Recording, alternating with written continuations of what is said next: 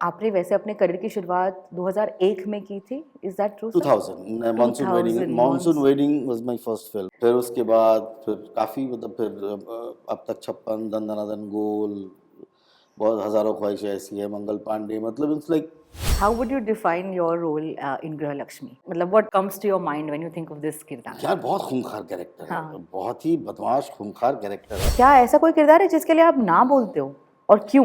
नहीं, मैं ना बहुत कम बोलता हूँ। अच्छा। So I am a yes man type. Fans कैसे रिएक्ट करते हैं? कुछ डरते हैं आपसे? कुछ कभी हुआ है? फैंस ने ऐसे कमेंट लिखा हुआ है कि तेरे घर में माँ बहन नहीं है, तू पैसे के लिए कुछ भी करेगा, ये इस तरीके का कितना गंदा आदमी है, तू बाहर मिलेगा मैं तेरे को काट के फेंक दूंगा। मैंने बोली ये सब कौन लोग हैं? कभी ऐसा भी होता है कि किरदार आपको एक तरह के मिल रहे हैं and how do you as an actor approach it? क्योंकि स्टीरियोटाइप होना इंडस्ट्री में बड़ा आसान हो जाता है। यहाँ बहुत आसान है, बहुत आसान है। आपको स्टॉक कैरेक्टर की तरफ ट्रीटमेंट मिलना शुरू हो जाता है कि यार इस तरीके का कैरेक्टर है कि दिव्येंदु भट्टाचार्य को बुला लीजिए। ऐसा भी होता है, बहुत होता है। Hi guys, my name is Divyendu Bhattacharya. आप मुझे देख रहे हैं उर्मिन के साथ इन बॉलीवुड हंगामा।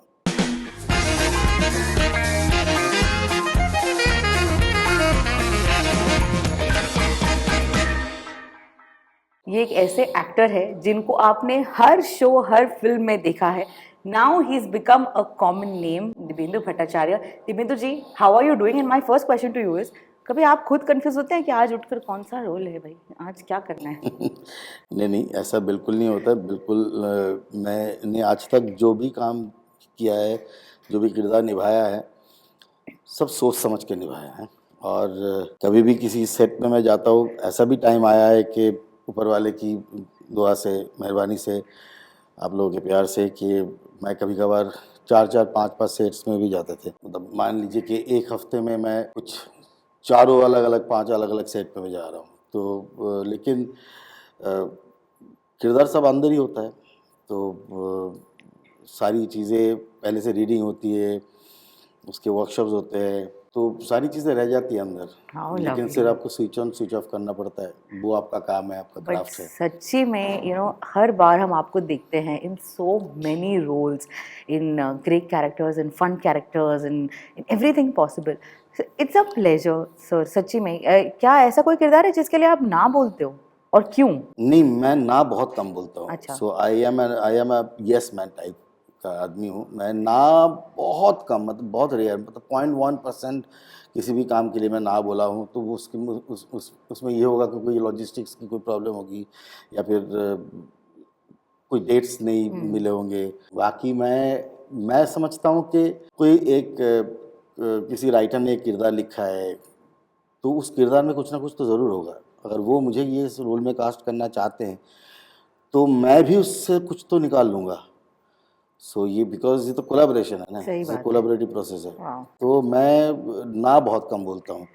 लेकिन हाँ, मतलब करते हुए कभी-कभार ऐसा लगता है कि अरे यार! इसमें तो बहुत ज़्यादा कुछ था नहीं, लेकिन मेरी कोशिश चलती रहती है उस प्रोजेक्ट के साथ चलते हुए कि कुछ ना कुछ तो इस इनमें से निकालने चाहिए, कुछ ना कुछ तो इनमें से निकालने चाहिए। और क्या कभी ऐसा भी होता है कि किरदार आपको एक तरह के मिल रहे हैं and how do you as an actor approach it? क्योंकि स्टीरियोटाइप होना इंडस्ट्री में बड़ा आसान हो जाता है। यहाँ बहुत आसान है, बहुत आसान है। आपको स्टॉक कैरेक्टर की तरफ ट्रीटमेंट मिलना शुरू हो जाता है कि यार इस तरीके का कैरेक्टर है कि दिव्येंदु भट्टाचार्य को बुला लीजिए। ऐसा भी होता है, बहुत होता है।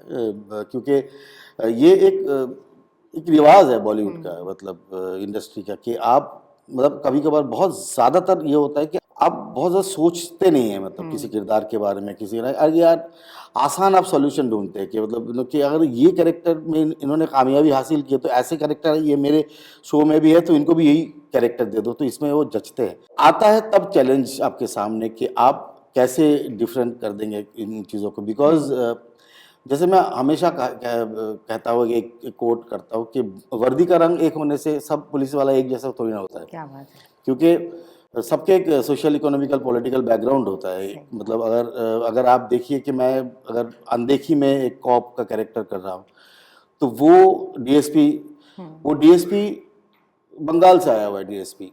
अगर मैं जामताड़ा में कर रहा हूँ तो बिस्वा पाठक कर रहा हूँ, तो बिस्वा पाठक जो है वो संबलपुर का रहने वाला है, संबलपुर में पैदा हुआ है, वो झारखंड जामताड़ा से है।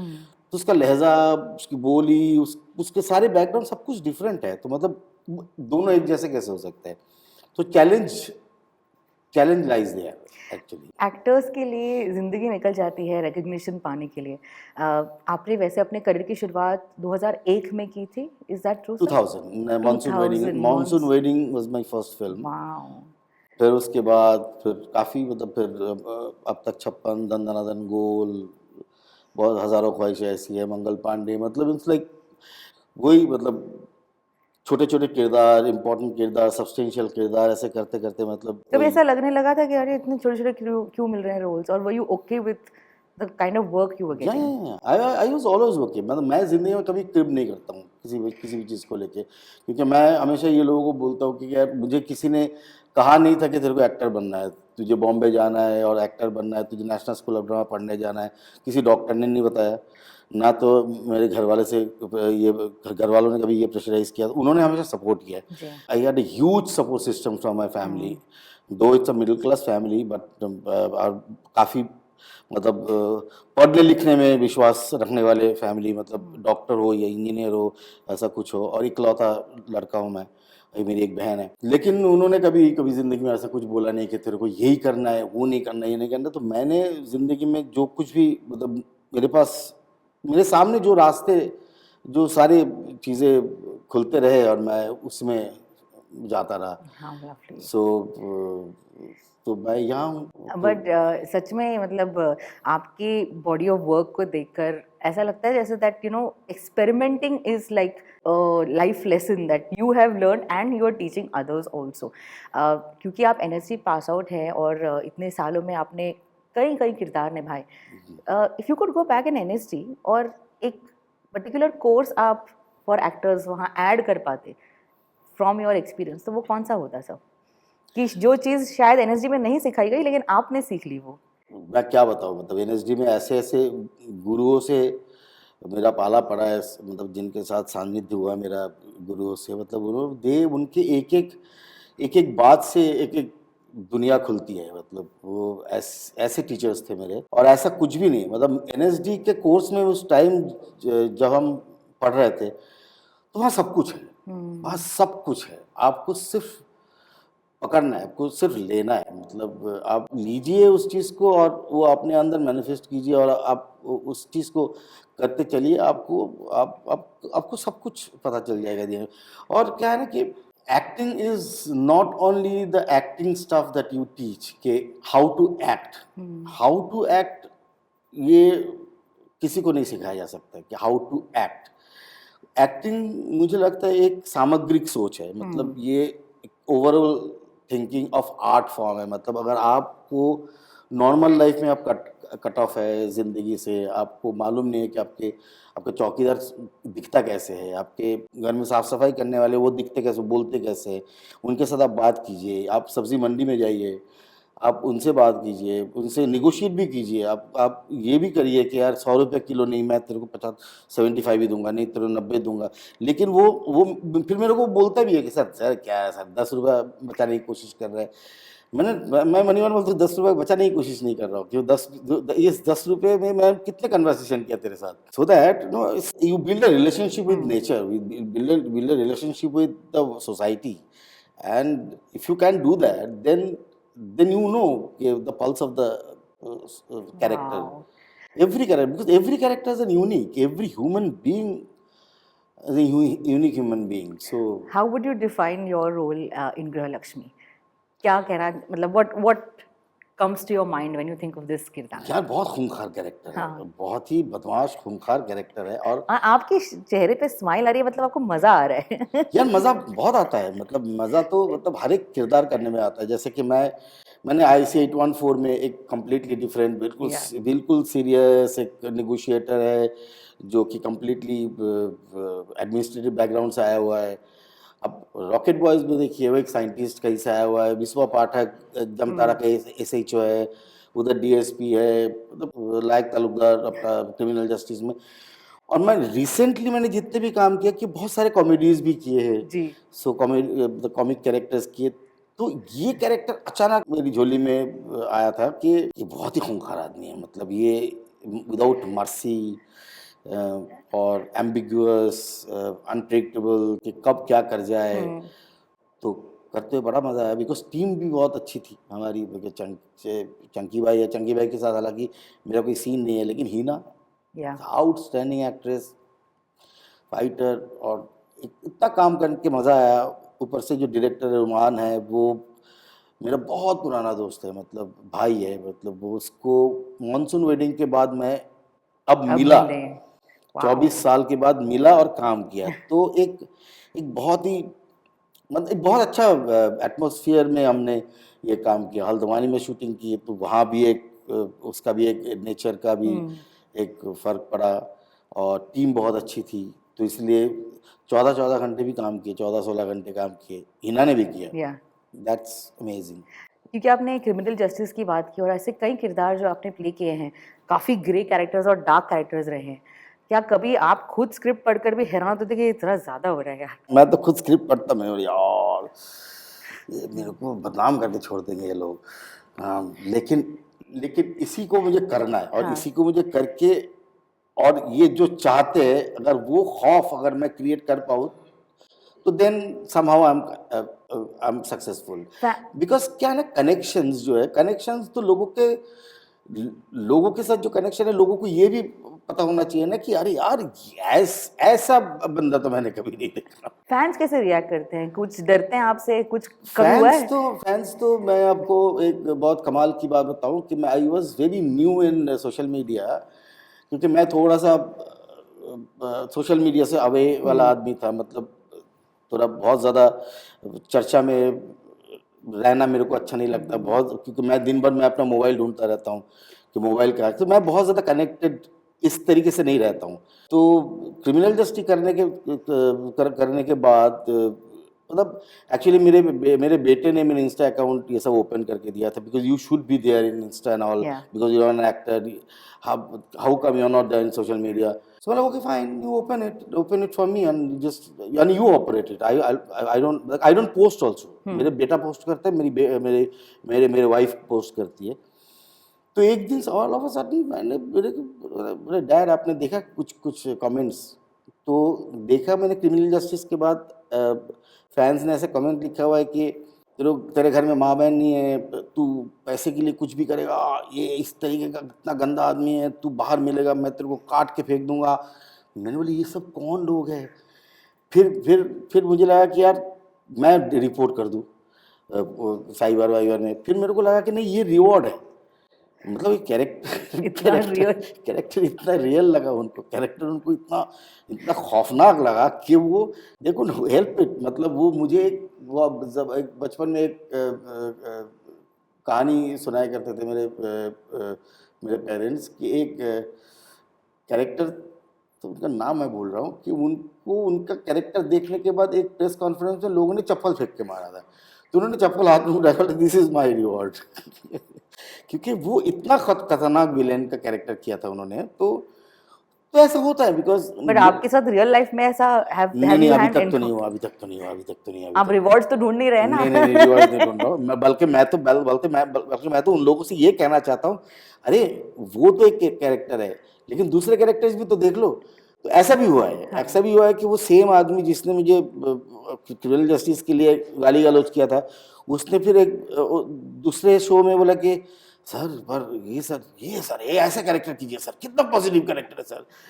तभी पता चलता है ना कि ये लोग कितने भावुक हो जाते हैं। आप जगह आपसे अगर प्यार करना शुरू करते हैं तो भावुक हो जाता है कि ना नहीं, मेरे पसंदीदा किरदार जो है, पसंदीदा कैरेक्टर है, ये काम नहीं करेगा, ऐसा फैमिली वो बनती जाती है फैमिली ऐसे। बनती जाती दैट्स है ट्रू सर। स्टार भी अपना जनता के साथ, जो कि कुछ बहुत इम्पोर्टेंट है। कुछ ऐसे किरदार भी आप प्ले करते हैं जहाँ पर छोटा सा सीन है लेकिन क्या गजब टोपीबाज आदमी ये हिट हो जाता है।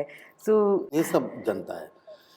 ये सब ऑडियंस है, ये इसके ऊपर कैन ये you predict role no being? No no no no, you I don't predict. And मैं तो बिल्कुल कोरा कागज की तरह एक शो में घुसता हूँ कि अब वो ब्लैंक कैनवास होता है मेरे लिए।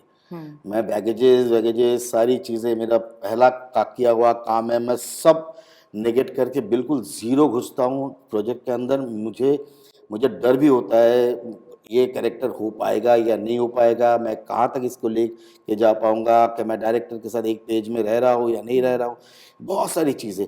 फिर धीरे-धीरे मैं उस प्रोजेक्ट में घुसता हूँ, फिर 1 दिन चलता है, 2 दिन चलता है, 3-4 दिन में मैं उस प्रोजेक्ट में समझता हूँ कि क्या किरदार समझता हूँ, सबका वाइब समझता हूँ, फिर धीरे-धीरे कैरेक्टर्स फ्लरिश होता है। अदरवाइज़ इसलिए मैं कहता हूँ कि इसलिए हमेशा कहता हूँ कि वो कैरेक्टर्स बहुत कठिन होता है निभाना जो कि छोटे से बिट के लिए आता है।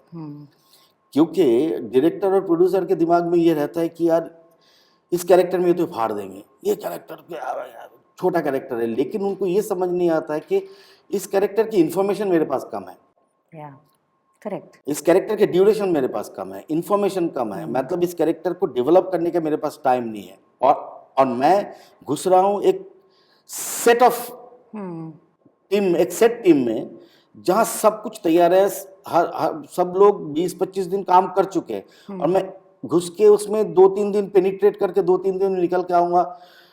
लेकिन वो सबसे टफ वाला जोन होता है कि छोटा किरदार करना। Can you tell us the craziest backstory you have created for any character? Theatre के ज़माने में बहुत बहुत करते थे, क्योंकि थिएटर में क्या होता है कि वो वन टाइम वन प्रोजेक्ट होता था। जी।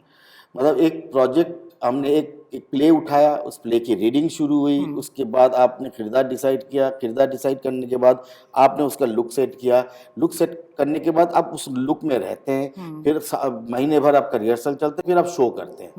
तो ये लगातार आपको उस किरदार के साथ रहना पड़ता है, जो सिनेमा में और ओटीटी में वो संभव नहीं है, क्योंकि आपको लगातार प्रोजेक्ट्स करने पड़ते हैं, क्योंकि बहुत सारे प्रोजेक्ट है, आपको सबको टाइम देना है, तो आप न्यूट्रल में रहते हैं, फिर आप मेकअप वेकअप में जाते हैं। लेकिन थिएटर में क्या होता है, थिएटर में हम एक चीज़ को मान लीजिए कि 5 महीने मैं वही कर रहा हूँ, तो उस टाइम बहुत हेल्प हो जाती थी, क्योंकि जैसे कि कभी कभार मतलब आउटर पर्सपेक्टिव में आपको पता है कि इनर चेंजेस तो बहुत होता है, इनर ही सबसे कठिन चीज़ है उसको मेंटेन करना।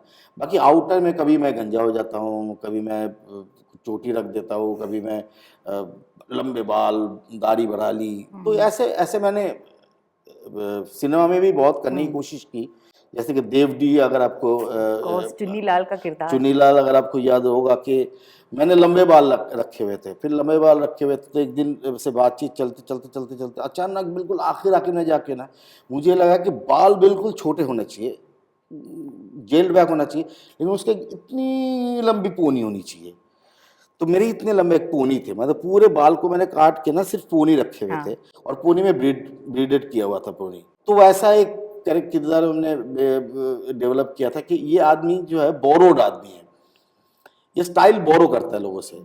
मतलब ये चुन्नीलाल है, ये कभी रशियन के साथ है, किसी रशियन के साथ 1 महीना घुमा तो उससे एक स्टाइल ले लिया, कभी किसी ब्लैक अमेरिकन से साथ घुमा तो उससे कुछ ले लिया, कभी कोई चाइनीज आदमी से घुमा उससे कुछ ले लिया। तो ये बोरोड एक स्टाइल वाला आदमी है, तो इसका सब कुछ ऐसा लगना चाहिए कि इसका कुछ भी नहीं ये सब इधर उधर से लिया हुआ है। क्या बात है, क्या बात है।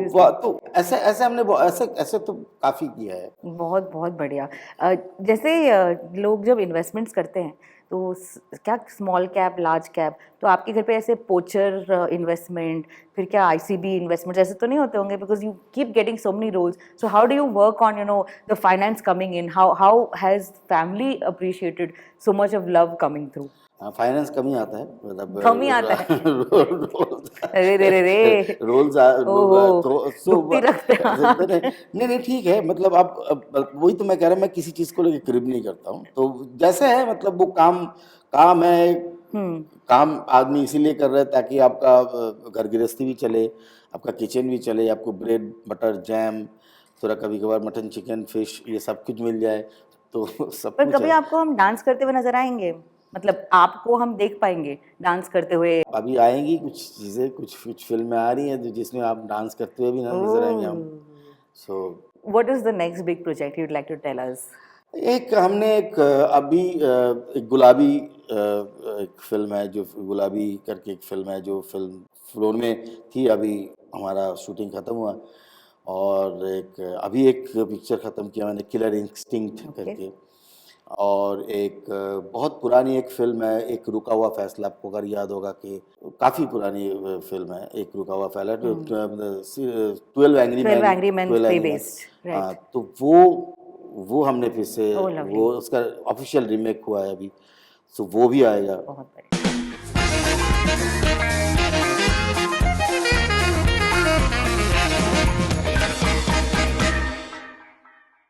Hi guys, my name is Divyendu Bhattacharya. आप मुझे देख रहे हैं उर्मिन के साथ इन बॉलीवुड हंगामा।